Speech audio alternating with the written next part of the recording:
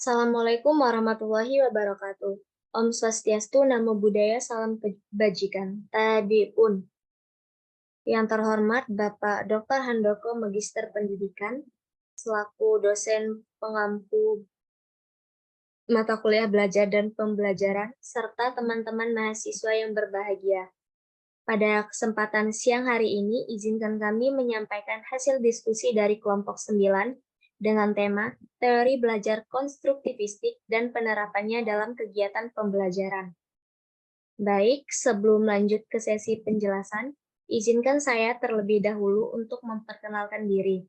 Perkenalkan, nama saya Tasya dengan NPM 22130531009 selaku moderator yang akan memandu presentasi pada siang hari ini, serta rekan saya yang bernama Doa Natalia Pasaribu dengan NPM 225305323 dan Mega Aprilia dengan NPM 221305310. Baik, tanpa berlama-lama lagi, langsung saja kita mulai. Materi pertama akan dijelaskan oleh saya sendiri.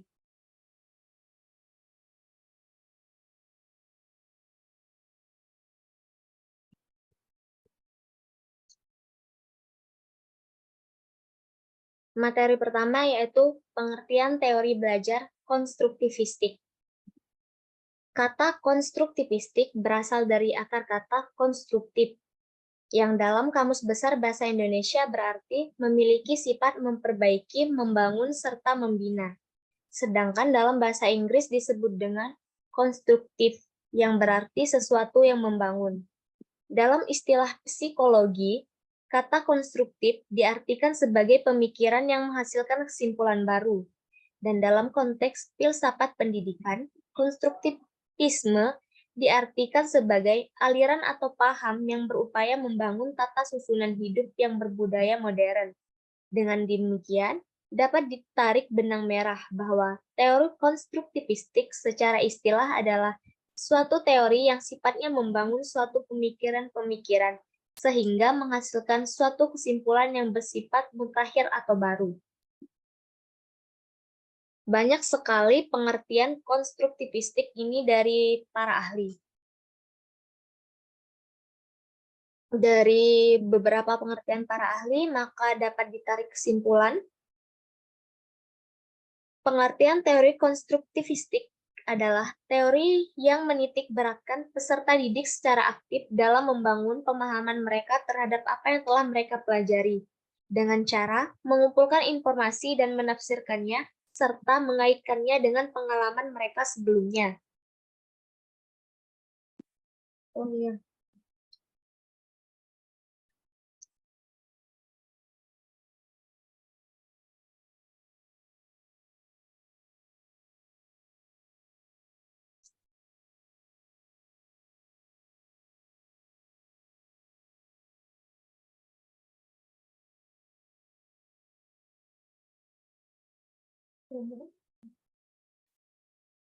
Baik, materi selanjutnya akan dijelaskan oleh Saudari Mega. Pada Saudari Mega dipersilakan.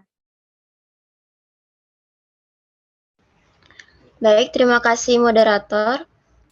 Materi berikutnya yaitu implikasi teori konstruktivistik dalam pembelajaran. Implikasi teori Piaget dalam pembelajaran yaitu merumuskan tujuan belajar, memilah bahan pembelajaran, membuat tema-tema dengan memungkinkan akan dipelajari peserta didik dengan cara aktif.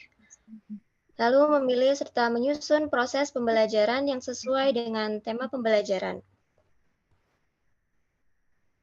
Menyiapkan bermacam-macam pertanyaan yang bisa menciptakan karakter kreatif peserta didik untuk berpikir kritis, berdiskusi, dan mengajukan pertanyaan, dan menilai kegiatan serta hasil dari pembelajaran. Vygotsky menjabarkan implikasi teori konstruktivistik dalam pembelajaran, yaitu menghendaki adanya setting kelas kooperatif. Teori konstruktivistik menurut Vygotsky dalam pembelajaran lebih menekankan scaffolding.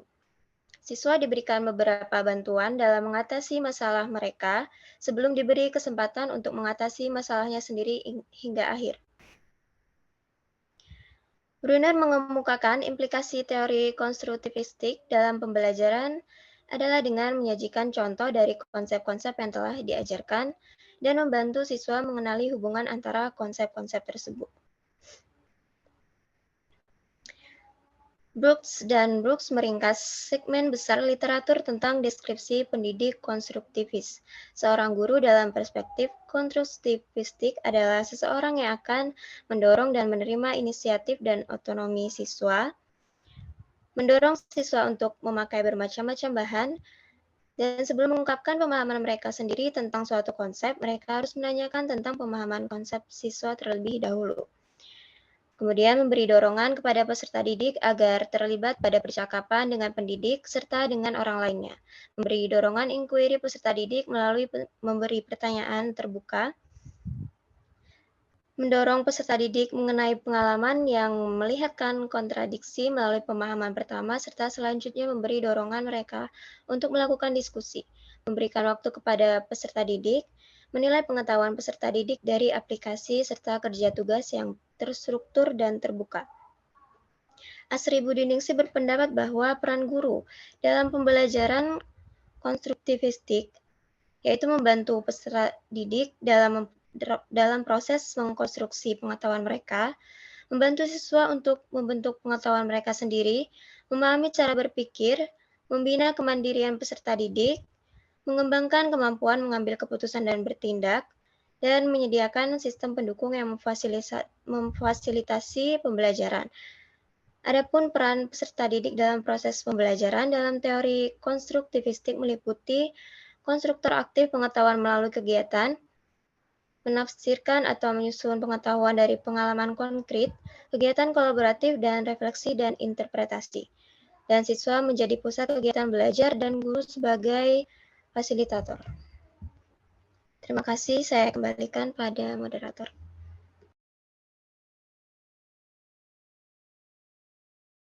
Baik, terima kasih Saudari Mega atas penjelasannya. Materi selanjutnya akan dijelaskan oleh Saudari Doa. Kepada Saudari Doa dipersilakan. Baik, terima kasih moderator. Materi selanjutnya yaitu hukum genetik perkembangan. Menurut Vygotsky, setiap kemampuan seseorang akan tumbuh dan berkembang melewati dua tataran, yaitu tataran sosial dan tataran pandangan.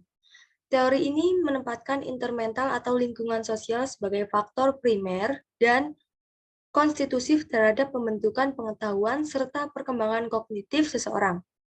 Dikatakannya bahwa fungsi-fungsi mental yang lebih tinggi dalam diri seseorang akan muncul dan berasal dari kehidupan sosialnya. Sementara itu, fungsi indera mental dipandang sebagai derivasi atau keturunan yang tumbuh atau terbentuk melalui penguasaan dan internalisasi terhadap proses-proses sosial tersebut. Pada mulanya, anak berpartisipasi dalam kegiatan sosial tertentu tanpa memahami maknanya. Pemaknaan atau konstruksi pengetahuan baru muncul atau terjadi melalui proses internalisasi. Namun, internalisasi yang dimaksud oleh Vygotsky bersifat transformatif, yaitu mampu memunculkan perubahan dan perkembangan yang tidak sekedar berupa transfer atau pengalihan. Proses belajar dan perkembangan merupakan satu kesatuan dan saling menentukan. Materi selanjutnya. Slide selanjutnya. Yaitu perbandingan antara teori pembelajaran behavioristik dan pembelajaran konstruktivistik. Yang pertama yaitu perbandingan antara kedua teori tersebut dilihat dari aspek belajar, yaitu yang pertama teori pembelajaran behavioristik. Belajar adalah perubahan perilaku. Selanjutnya perilaku tersebut harus selalu tampak. Perilaku harus dapat diukur, mengakui pentingnya masukan atau input yang berupa stimulus dan keluaran atau output yang berupa respon. Pembiasaan dan latihan menjadi esensial dalam belajar. Apa yang terjadi antara stimulus dan respon dianggap tidak penting diperhatikan karena tidak dapat diamati. Kegagalan atau ketidakmampuan dalam penambahan pengetahuan dikategorikan sebagai kegagalan yang perlu dihukum. mementingkan penguatan atau reinforcement.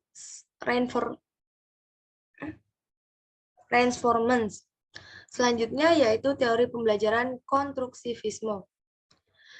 Yaitu siswa membangun pemahamannya sendiri dari hasil mereka belajar bukan karena disampaikan kepada mereka. Lalu pelajaran baru sangat tergantung dengan pelajaran sebelumnya. Belajar dapat ditingkatkan dengan interaksi sosial. Penugasan-penugasan dalam belajar dapat meningkatkan kebermaknaan proses pembelajaran. Siswa membangun interpretasi personal terhadap dunia luar berdasarkan pengalaman individual dan interaksi. Yang kedua yaitu perbandingan antara kedua teori tersebut dilihat dari aspek metode atau strategi. Pertama, teori pembelajaran behavioristik. Pertama, membiasakan perilaku yang dikondisikan. Yang kedua, mengulang-ulang sehingga menjadi kebiasaan. Dan yang ketiga yaitu trial atau error. Selanjutnya, teori pembelajaran konstruktivisme, yaitu menggunakan berbagai strategi pembelajaran aktif. Yang ketiga, perbandingan antara kedua teori tersebut dilihat dari aspek peran guru. Yang pertama, teori pembelajaran behavioristik. Sosok yang menentukan di mana isyarat dapat memancing respon siswa. Pengajar yaitu menyampaikan berbagai stimulus. Pengatur yaitu mengatur prompting atau bimbingan untuk dipasangkan dengan stimulus. Pengatur kondisi lingkungan sehingga siswa dapat merespon dengan benar dan siswa dapat menerima reinforcement. Model yang selalu mencontohkan perilaku kepada siswa. Yang terakhir yaitu pemberi instruksi singkat yang diikuti contoh-contoh baik dilakukan sendiri maupun melalui simulasi. Yang kedua yaitu teori pembelajaran konstruktivisme, yaitu guru atau dosen berperan sebagai mediator dan fasilitator. Dan yang terakhir, guru memonitor dan selalu memperbarui pengalaman siswa. Dapat disimpulkan bahwa dari aspek konsep belajar, teori konstruktivisme lebih menekankan proses belajar daripada hasil belajar sebagaimana halnya pendapat behavioristik. Proses belajar yang ditekankan oleh konstruktivisme lebih memberi peluang kepada peserta didik untuk melakukan kegiatan belajar dengan strategi yang berpusat pada peserta didik daripada guru. Oleh karena itu, para siswa lebih dominan dalam konstruktivisme. Terima kasih, saya kembalikan kepada moderator. Baik, itulah tadi penjelasan dari kelompok kami. Kesimpulan materi hari ini yaitu teori konstruktivistik adalah teori yang menitik beratkan peserta didik secara aktif dalam membangun pemahaman mereka terhadap apa yang telah mereka pelajari dengan cara mengumpulkan informasi dan menafsirkannya, serta mengaitkannya dengan pengalaman mereka sebelumnya. Para tokoh teori konstruktivistik tersebut yaitu diantaranya Jean Piaget, Vygotsky, Maria Montessori, Jerome Bruner, John Dewey, dan Tasker. Masing-masing tokoh memiliki pandangan yang berbeda-beda mengenai teori konstruktivisme. Namun, teori yang paling populer adalah teori yang dikemukakan oleh Jean Piaget dan Vygotsky. Teori konstruktivistik menurut Piaget lebih menekankan pada self-discovery learning. Artinya bahwa belajar adalah proses penemuan sendiri yang dialami oleh seseorang karena berinteraksi dan melakukan pengamatan terhadap lingkungan. Teori Piaget ini ditentang oleh Vygotsky. Teori Vygotsky lebih menekankan pada assisted discovery learning. Artinya, perkembangan kognitif seseorang merupakan sebuah hasil dari interaksinya dengan lingkungan dan masyarakat.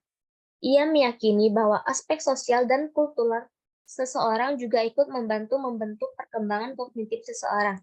Sehingga teori Vygotsky ini juga seringkali disebut dengan teori sosiokultural. Melihat teori yang dikemukakan para ahli mengenai prinsip teori konstruktivistik, teori ini beranggapan bahwa pembelajaran akan lebih efektif dan efisien jika dalam prosesnya guru melibatkan peserta didik secara aktif, pengetahuan mekanis dari guru atau buku teks.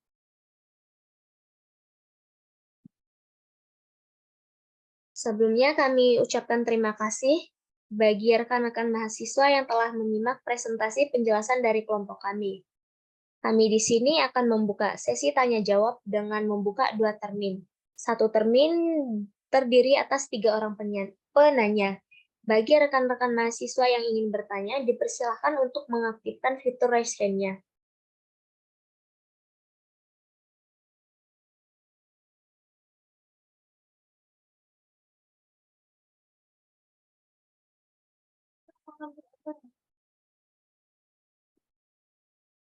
Pada Saudari Cinta dipersilakan untuk mengajukan pertanyaannya. Assalamualaikum warahmatullahi wabarakatuh. Izin memperkenalkan diri, nama saya Cinta Aflavina Putri dengan NPM 2213053111. Izin bertanya, menurut pendapat kalian, bagaimana teori konstruktivistik memandang evaluasi dan pengukuran hasil belajar dalam konteks pembelajaran? Terima kasih.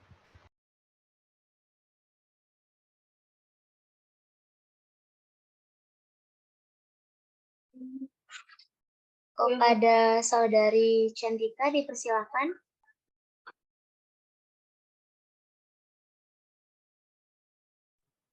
Assalamualaikum warahmatullahi wabarakatuh. Izin memperkenalkan diri, nama saya Cantika Sabila dengan NPM 2213053176. Izin bertanya, apa yang harus dilakukan oleh guru dalam menerapkan teori konstruktivisme dalam proses pembelajaran di sekolah dasar? Terima kasih.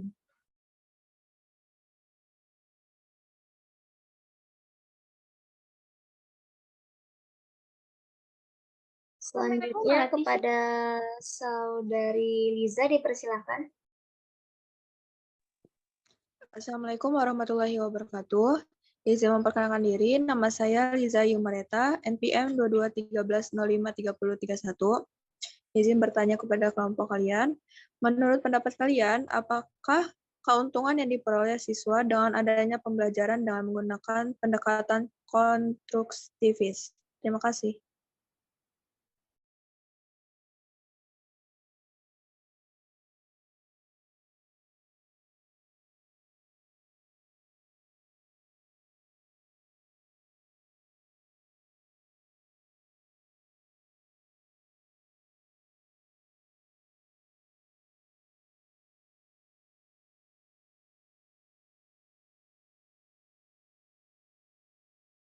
Baik, untuk menunggu hasil diskusi jawaban atas pertanyaan dari teman-teman, di sini kami akan membuka sesi tanya jawab yang kedua.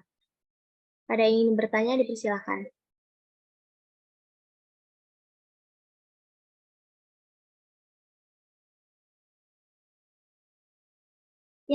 Baik, kepada Saudari Anissa Nurul, dipersilakan. Terima kasih moderator. Izin memperkenalkan diri, nama saya Anissa Nurul Putri dengan NPM 2213053065. Izinkan saya untuk bertanya. Pertanyaan saya yaitu, apa yang menjadi kendala implikasi teori konstruktivistik dalam pembelajaran? Baik, terima kasih. Baik, terima kasih Saudari Anissa. Selanjutnya pertanyaan dari Saudari Della, dipersilakan. Baik, terima kasih moderator. Sebelumnya, Assalamualaikum warahmatullahi wabarakatuh. Izin memperkenalkan diri, perkenalkan nama saya Della Pratiwi dengan NPM 2213053073. Izin bertanya, apakah teori belajar konstruktivistik dapat diterapkan pada setiap jenjang pendidikan, khususnya di sekolah dasar? Baik, terima kasih. Terima kasih Saudari Della atas pertanyaannya. Selanjutnya dipersilakan kepada Saudari Taras untuk mengajukan pertanyaannya. Terima kasih moderator. Assalamualaikum warahmatullahi wabarakatuh. Perkenalkan, nama saya Paras Ananda dengan NPM 2213053063. Izin bertanya, pertanyaan saya adalah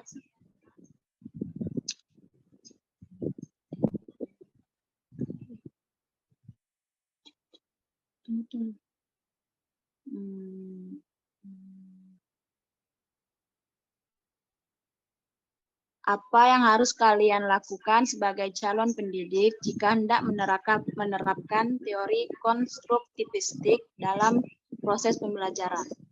Terima kasih.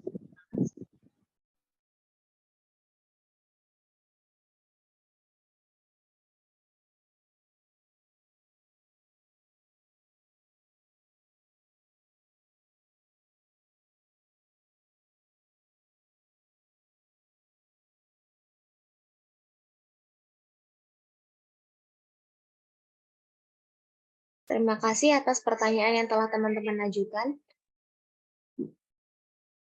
Beri kami waktu untuk mendiskusikan hasil jawaban dari pertanyaan teman-teman semua.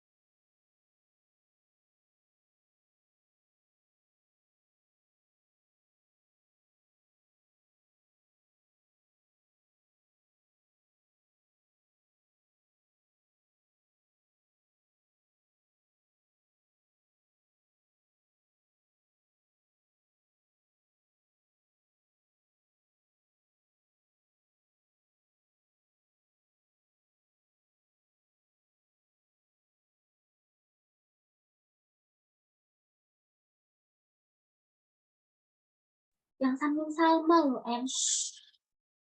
Baik, langsung saja. Untuk pertanyaan pertama dari Saudari Cinta akan dijawab oleh Saudari Doa. Pada Saudari Doa dipersilakan. Baik, terima kasih moderator.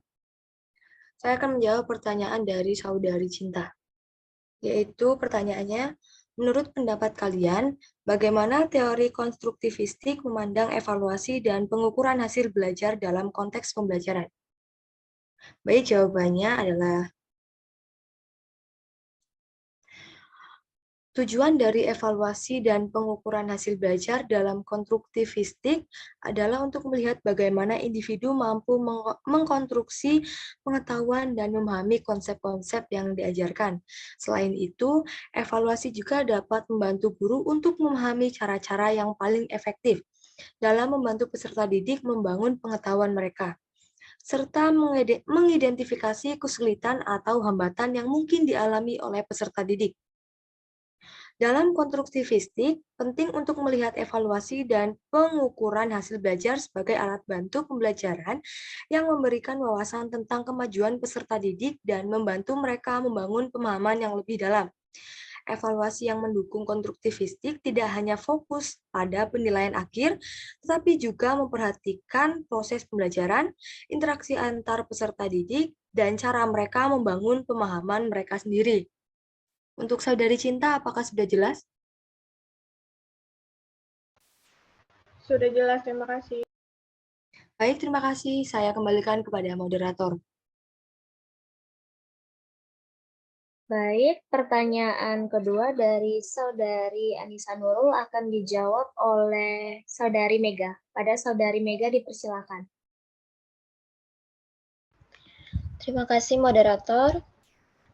Pertanyaannya yaitu, apa yang menjadi kendala implikasi teori konstruktivistik dalam pembelajaran?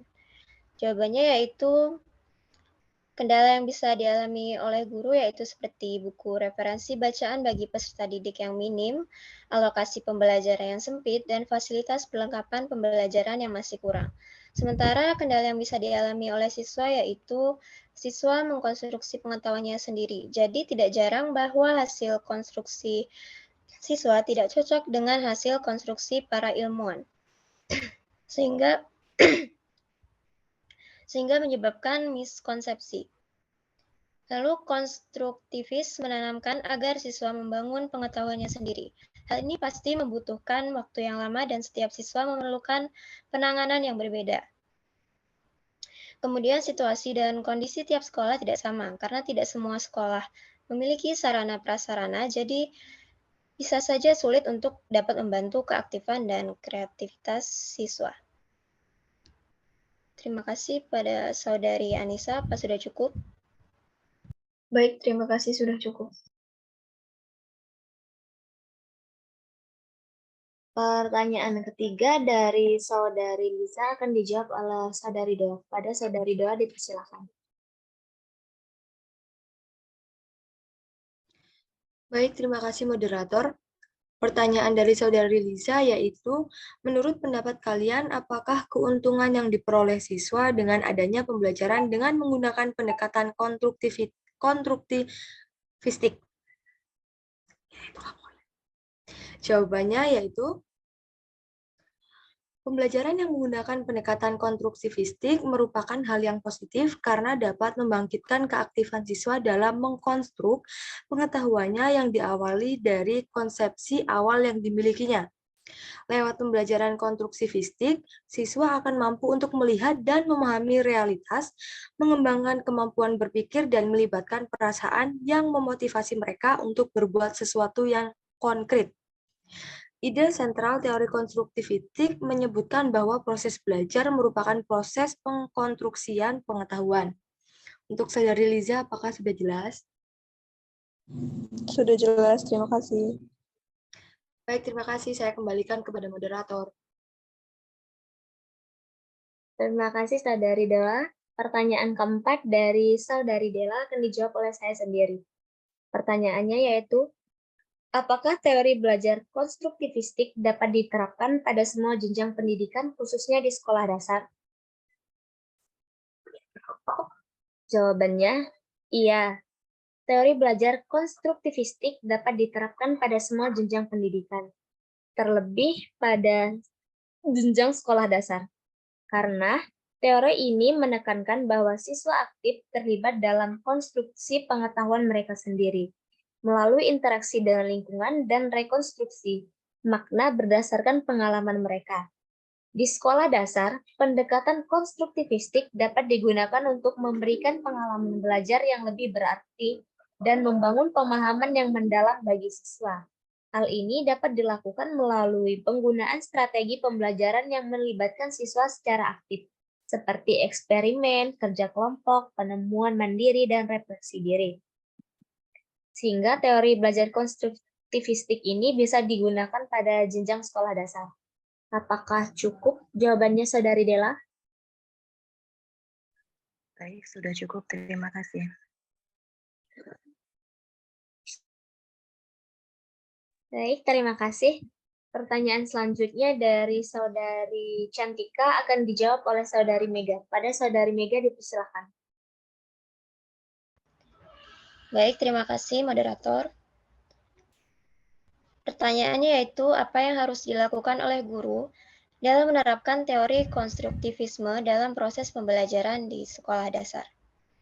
Jawabannya yaitu, guru harus mampu membentuk pemikiran siswa bahwa bekerja secara mandiri akan menghasilkan kegiatan belajar yang lebih bermakna, mengembangkan kegiatan inquiry di semua topik pembelajaran, memunculkan rasa keingintahuan siswa terhadap suatu permasalahan melalui bertanya, serta membentuk masyarakat belajar atau belajar dengan kelompok-kelompok tertentu. Ada Saudari Cantika, apa sudah jelas? Baik, sudah jelas. Terima kasih. Terima kasih, saya kembalikan pada moderator. Baik, pertanyaan terakhir dari Saudari Paras akan dijawab oleh Saudari Doa. Pada Saudari Doa dipersilakan. Baik, terima kasih moderator. Sini saya akan menjawab pertanyaan dari Saudari Faras. Saya ulangi pertanyaannya, yaitu apa yang harus kalian lakukan sebagai calon pendidik jika hendak menerapkan teori konstruktivistik dalam proses pembelajaran? Jawabannya adalah, yang pertama, guru pintar harus mampu membentuk pemikiran siswa bahwa bekerja secara mandiri akan menghasilkan kegiatan belajar yang lebih bermakna.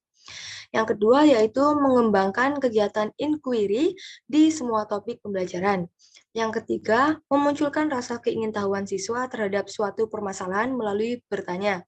Dan yang terakhir yaitu membentuk masyarakat belajar atau belajar dengan kelompok-kelompok tertentu. Untuk Saudari Faras, apakah sudah jelas? sudah jelas. Terima kasih. Baik, terima kasih. Saya kembalikan kepada moderator. Baik, itulah tadi sesi tanya jawab. Dan presentasi dari kelompok kami. Jika ada kesalahan lebih dan kurangnya saya mohon maaf. Saya selaku moderator izin menutup presentasi pada siang hari ini. Assalamualaikum warahmatullahi wabarakatuh. Waalaikumsalam warahmatullahi wabarakatuh.